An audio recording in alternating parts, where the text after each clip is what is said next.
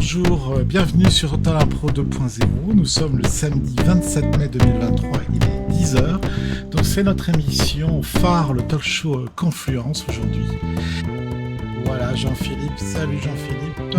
La roue, la roue n'est pas encore, je vais la mettre voilà, en mode même maximum. Voilà Salut messieurs. Jean-Pierre, salut Mélanie. Puis après, c'est la partie Festi-Photo. Ben là, c'est vraiment le cœur Oui, voilà. de ton intervention. Et... Bon,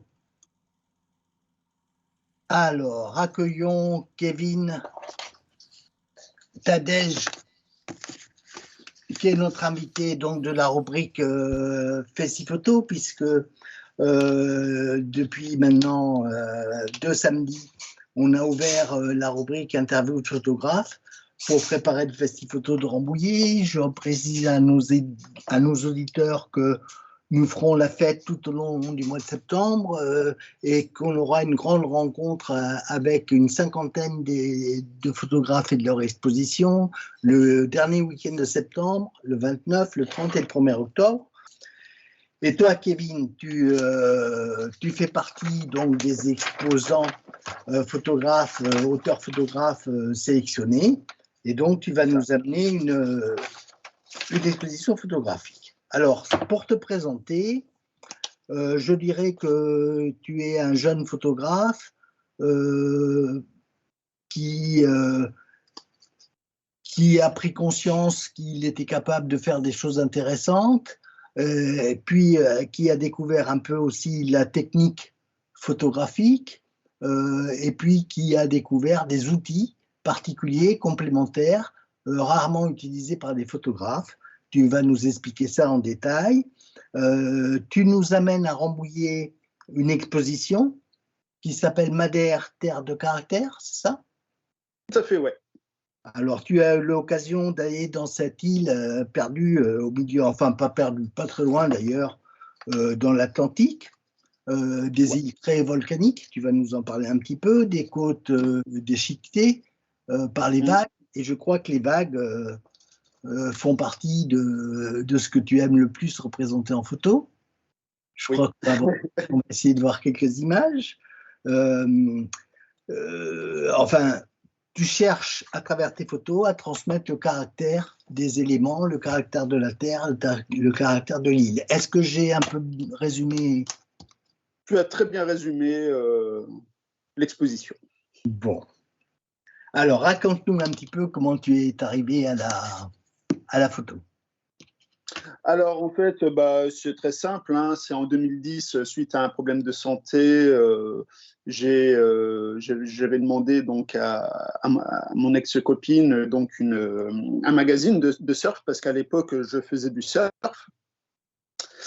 Et donc, elle m'avait ramené donc, un magazine. Et puis, bon, j'avais la tête complètement ailleurs. Et je regardais les images.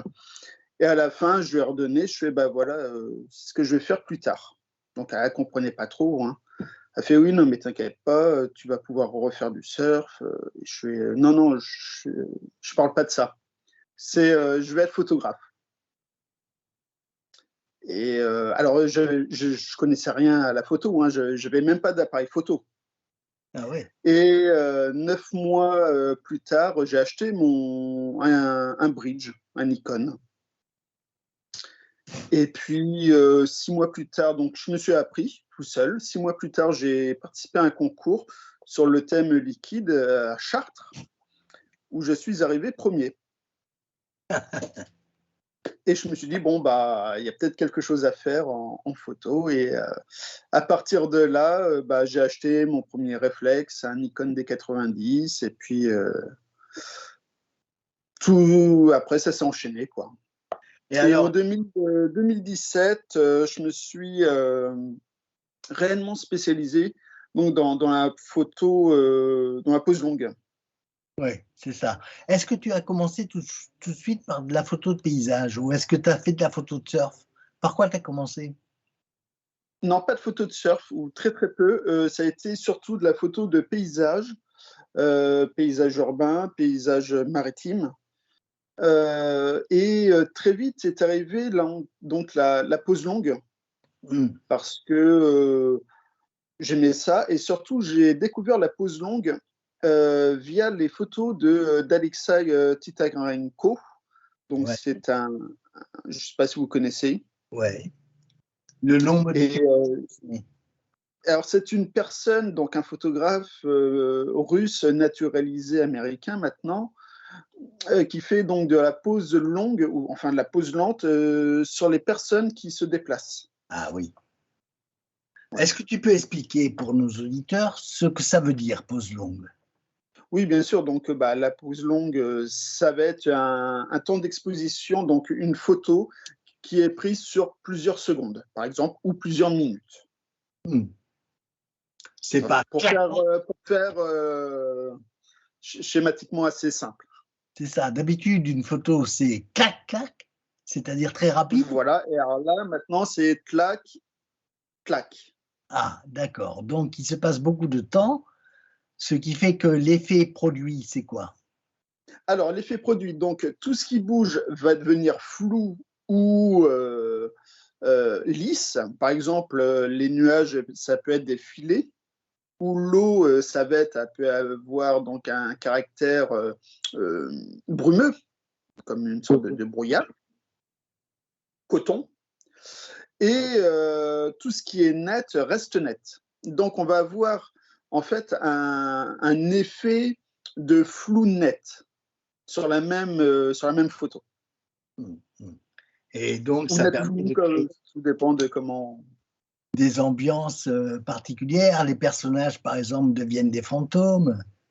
Alors, les personnages, alors tout dépend du temps d'exposition, puisque si on prend un temps de quelques secondes, effectivement, ça va faire donc des effets fantomatiques. Mais si c'est sur plusieurs minutes, on ne voit plus donc les personnes et il reste que l'effet, enfin que les choses immobiles en fait. Oui, c'est ça. C'est aussi des photos qu'on voit beaucoup utilisées avec des feux de voiture, des flots de voiture, on voit les feux rouges qui font toute la route, etc., quoi. C'est cette Tout à technique-là. fait, c'est ça, Cette technique-là. exactement. Alors, quel est l'intérêt en photo de nature? Parce que en photo de nature, généralement, il faut que ce soit net, du premier plan, à l'infini. Enfin bon, les photographes de nature sont généralement des gens très, très omnubilés par la netteté de leur image.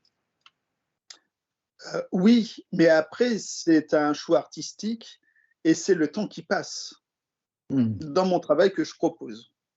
C'est-à-dire que lorsque je fais une pause alors je dis n'importe quoi, hein, mais 10, 7 ou 20 minutes, on va voir le temps du nuage, le temps qui passe entre le point A et le point B d'un nuage, par exemple. Mmh. Mmh. Oui, mais attends, si, il faut que tu expliques aux gens. Si tu Oui, laisses ton obturateur ouvert pendant 20 oui, secondes ou 30 secondes, ta photo oui. elle va être cramée. Elle va être cramée, effectivement. Donc, pour ça, j'ai du matériel pour Ah, obscurcir en fait l'entrée de la lumière dans les objectifs. ah, c'est ça le secret. C'est ça le secret. Par exemple, alors donc, je suis ambassadeur pour la marque Coca maintenant. Oui. Voilà. Et Et Coquin qui est présent sur le marché depuis. Moi, j'utilisais des filtres Coquin depuis 30 ans. Hein. oui, tout à fait. Ça a été inventé par donc, Jean Coquin dans 1978. Ah oui, eh oui, c'est ça. Ouais, ouais c'était des filtres ronds. Il y avait un porte-filtre qu'on fixait sur l'objectif et on mettait des. Voilà, c'est l'inventeur du filtre carré, ouais, Ouais, et rectangulaire. ouais. Alors, ce que tu nous montres là, par exemple, celui-là, si tu peux, Ouais. voilà. Donc, il est très Donc, foncé. Il est très foncé, ce filtre. oui, oui, oui, il est très foncé puisque c'est un ND 1024. Donc, ça va laisser passer que 1 sur 1024 quatrièmes de seconde. D'accord.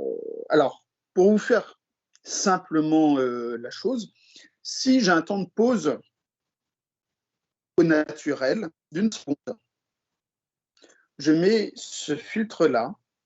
ça va augmenter naturellement donc, le temps d'exposition de 1024 secondes, soit 17 minutes. D'accord, d'accord. Donc, une photo que tu aurais fait en réalité au 50e de seconde ou à la seconde, tu vas mettre, combien tu as dit Donc, une seconde, c'est 1024 secondes. D'accord. Donc, soit 17 minutes. Donc, pendant tout ce temps-là, tous les éléments qui vont bouger devant ton objectif vont s'imprégner quand même, mais de façon floue. Donc, ça va être imprégné, mais de façon floue. Mais tous les sujets qui bougent. Par exemple, l'eau va devenir uniquement.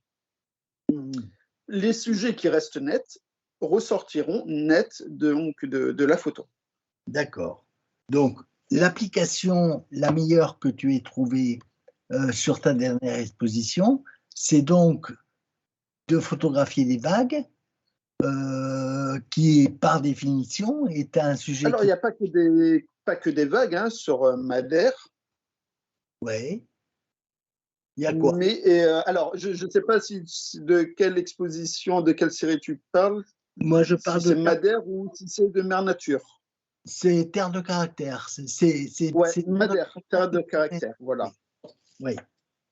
Donc là où il y a beaucoup de... Bon, il y a de la mer, forcément. On ne voit pas trop les vagues, mais on voit quand même l'eau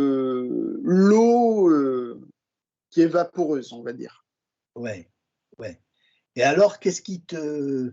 Quel est ton moteur par rapport à ça? Est-ce que c'est poétique? Qu'est-ce que tu veux transcrire dans ces images? Déjà, c'est assez onirique et quelque chose qui apaise. Alors, explique un peu quelles émotions tu essaies de nous transmettre avec ça. C'est de transporter, donc déjà, de faire quelque chose de réel, irréel, de transporter comme dans un monde onirique sur certaines photos. D'autres, ça va être pictural, ça va ressembler à de la peinture. Voilà. Quelque chose, en fait, mes photos sont réelles, il n'y a pas de Photoshop derrière. Mais grâce à cet effet, à cette technique, on peut se poser la question, est-ce que c'est réel, irréel? Est-ce que... on peut se poser plein de questions. D'accord. Donc, ce que tu aimes, c'est que celui qui regarde ta photo, il cherche quelque chose, quoi. Voilà. Et puis, surtout, c'est qu'il y a aussi un sentiment, c'est ce qu'on a dit plusieurs fois à travers différentes expositions. Mes photos apaisent lorsqu'on les regarde. Ah. Et ça, c'est quelque chose qui est important pour toi? Ouais, quelque part, ouais, parce que déjà, on vit quand même dans un monde rempli de violence. Ouais. Voilà, mais quelle que soit la violence, hein. Ouais. Et que de se poser devant une œuvre, ça apaise, ça fait toujours du bien au cerveau. Mais je crois que tu as raison, hein, et que ça commence à être véhiculé, ça, un petit peu. Les gens qui effectivement passent du temps sur l'art, que ce soit dans les musées ou qui vont dans la nature régulièrement, qui font un peu de contemplation, parce qu'il y a une notion de contemplation un peu dans tout ça. Ah oui, c'est comme se promener, se poser dans la nature et contempler notre chère terre. C'est super important. Alors hier, quand on était avec toi, pour faire les tests de l'émission, tu étais au travail. Alors, tu étais dans la nature. Raconte-nous comment se passe une séance de travail d'un photographe qui travaille en pose longue. Alors déjà, auparavant, il y a du repérage, donc par différents biais, par différents outils. Ça peut être aller sur le terrain, mais ça peut être aussi via Google Earth. Ah oui. Ouais. Moi, je sais que je vais pas mal sur Google Earth et puis je fouille comme ça. Tu repères à l'avance les coins où tu vas aller te poser. Voilà, tout à fait. Et en fonction de quels critères? Alors, après, il va y avoir plusieurs critères. Ça va être la course du soleil, donc la critère de la lumière. Eh oui. Oui, parce qu'on ne peut pas shooter, par exemple, n'importe quand, n'importe comment. Oui.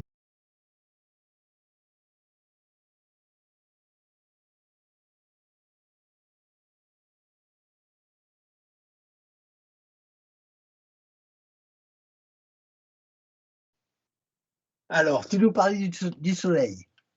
Ouais, par exemple, si en plein contre-jour, parfois, ça ne va pas forcément fonctionner. Et donc, il faudra patienter pour éviter donc, d'avoir le soleil en pleine face, mais plutôt de l'avoir de côté ou de dos. D'accord, Voilà. d'accord. Et puis après, il y a aussi sur le repérage sur le terrain. Ouais. Et après, c'est aussi une faculté que j'ai développée. C'est lorsque j'arrive sur un terrain, je sais à peu près. Enfin, je regarde autour de moi et je sais où il faut que je me pose pour avoir ce que je souhaite. Est-ce que tu es en train de... Parce que j'ai l'image en tête, en fait. Et Voilà. ensuite, une fois que j'ai l'image en tête, je la retranscris. C'est-à-dire que tu as déjà photographié le paysage dans ta tête. Ouais, Donc, tu sais le résultat que tu vas avoir. c'est ça. Et tu y Ou à arrives. peu près. Et j'y arrive, oui. C'est formidable. J'y arrive, ouais. C'est formidable. Alors, l'exposition que tu amènes à Rambouillet, c'est une exposition très minérale, je dirais, non? Oui, on voit beaucoup de roches volcaniques, des bombes volcaniques, beaucoup de pierres dans l'eau. Alors ça, c'est Ouais. un formidable sujet de photographie parce que tu as beaucoup de contrastes naturels. Oui, il y a beaucoup de contrastes naturels entre de la lave qui peut être très, comment dire, enfin, ça va faire des très découpés, quoi. Hein, on va pas se marcher dessus, par exemple, pieds nus. Hein, Ah oui, c'est tranchant. voilà, c'est très tranchant, ouais. Sur certaines photos, oui, ça peut être très tranchant. Et Et donc, on peut avoir un côté donc très clair avec le côté donc de la lave qui est noir. d'accord, d'accord. Et tes photos sont assez sombres, non? Parce que Ouais, certaines sont assez sombres, ouais, tout à fait. certaines, ouais. Alors, est-ce que ça reflète une certaine partie de ton âme ou est-ce que c'est une volonté purement esthétique? Ça a été un côté esthétique. Un côté esthétique parce que ma terre de caractère, donc quelque chose de fort. Et pour moi, quelque chose de fort, on va très vite tomber donc dans le côté un peu sombre. Voilà. Mais tu travailles quand même en couleur. Mais je travaille en couleur, oui. Tu vas pas jusqu'à traiter en noir et blanc parce que souvent les photographes qui souvent font du noir et blanc pour faire ressortir ces conditions. Toi, tu restes sur la couleur. Je reste sur de la couleur, oui, tout à fait. Bon. Et j'ai décidé de rester sur la couleur pour cette série. Et pour la prochaine qui arrive aussi. Alors, c'est quoi cette prochaine? Sur quoi tu travailles? Sur le ressac. Ah, alors là, on est dans la vague. Fin de vague. C'est-à-dire, c'est le mouvement va-et-vient sur l'estran. Donc, l'estran, c'est la partie où, de la vie, hein, de la côte, quoi. Hein, voilà. Oui, c'est l'espace qu'il y a entre la partie non atteinte par la marée haute et la partie à marée basse. C'est ça qu'on appelle. C'est ça, oui. Tout à fait. D'accord. Et ça t'inspire? Ah oui, là, j'ai réussi à terminer donc ma nouvelle série, ouais. Ah ouais. Et toujours avec de la pose longue? En pose lente. Pose lente avec quasiment les mêmes types de filtres, donc un GND16. Donc, je vais vous le montrer à la caméra pour montrer. parce que ça ne parle pas forcément à tout le monde. Non. Hop là. Voilà, donc un GMD 16, c'est comme ça. Là, on le En voit hard. plus clair que tout à l'heure. Hein. Oui, alors ça va être plus clair. Donc ça, c'est pour obscurcir en fait le ciel, donc cette partie-là. Ah, il y a un Et la dégradé. Ah oui, d'accord. Voilà. On voit Et très la bien. partie claire, ça va laisser comment dire, ça laisse passer la lumière sans pause longue, donc ce sera plus clair en fait. Donc, quand tu parles de pause lente, il s'agit Oui. de plusieurs secondes, mais par exemple d'un 20e, d'un 15e, de... Alors là, pour Ressac, par exemple, ça va être sur entre une demi-seconde et un quart de seconde. D'accord, donc on est dans des temps... Relativement lente, mais rapide. Enfin, en fait, c'est un temps de pause assez lent pour voir donc le filet d'eau qui arrive vers soi ou qui recule, Ouais. mais rapide pour que les nuages soient figés, par exemple. Ah oui, d'accord, d'accord, je crois avoir à peu près. Bon, comment on peut voir ton travail? Est-ce que tu as publié quelque chose ou est-ce que tu vas publier quelque chose? Alors, oui, c'est publié sur mon Instagram. Tu as un compte Instagram, il s'appelle comment? J'ai un compte Instagram, donc c'est Kevin_Tadej_photographe. D'accord. Et est-ce que tu envisages de faire une publication bouquin, par exemple? Bouquin, je ne sais pas pour l'instant. Là, je vais me consacrer là sur donc déjà la Festi-Photo Madère pour qu'elle tourne un petit peu. Puis ensuite, l'année prochaine, ce sera pour Ressac. D'accord. Est-ce que tu as déjà été à Spot Nature?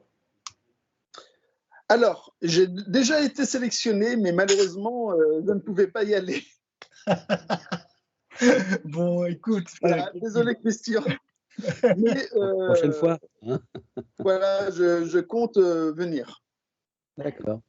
Bon, écoute, Kevin, je suis très heureux que le Festi-Photo, le comité de sélection ait choisi ton expo. Je serais ravi de te revoir. Ouais, et Ah puis oui, on va faire la fête 3 jours fin septembre à Rambouillet. Ça va arriver comme une balle. Et puis avec des photographes formidables, avec un parrain. On en a parlé tout à l'heure avec Michael, qui est Yann Arthus Bertrand, qui sera là à la soirée d'ouverture et à la soirée photographe, parce qu'on va faire une fête aux photographes le samedi soir. Donc, il sera présent, il a remise des prix du concours, etc. Cette année, on a reçu plus de 8000 photos au concours. Et on a fait un best-of formidable, formidable. Hâte de découvrir tout ça. Est-ce que tu connais Rambouillet? Tu es déjà venu dans la région, on n'est pas loin. Oui, oui, et puis avant, j'habitais Chartres. Donc, bah oui, donc, forcément. Bon, écoute, tu peux rester avec nous si tu veux pour poser des questions à Christian. Merci de ta venue. Merci à vous. Merci pour l'invitation. On va diffuser sur Total Impro 2.0 sur Internet et puis sur le site du Festi-Photo. Voilà, et puis on se reverra peut-être pour une nouvelle interview parce qu'on Total Impro 2.0 sera présent, il y aura le web, le média web présent en direct sur le Festi-Photo pendant les 3 jours. Donc on aura l'occasion de refaire une interview à ce moment-là. Ouais. Bon. Jean-Philippe, merci à toi. Oui, merci aux auditeurs, merci aux participants, merci à toi de m'avoir permis de faire ce talk show, et puis à la prochaine.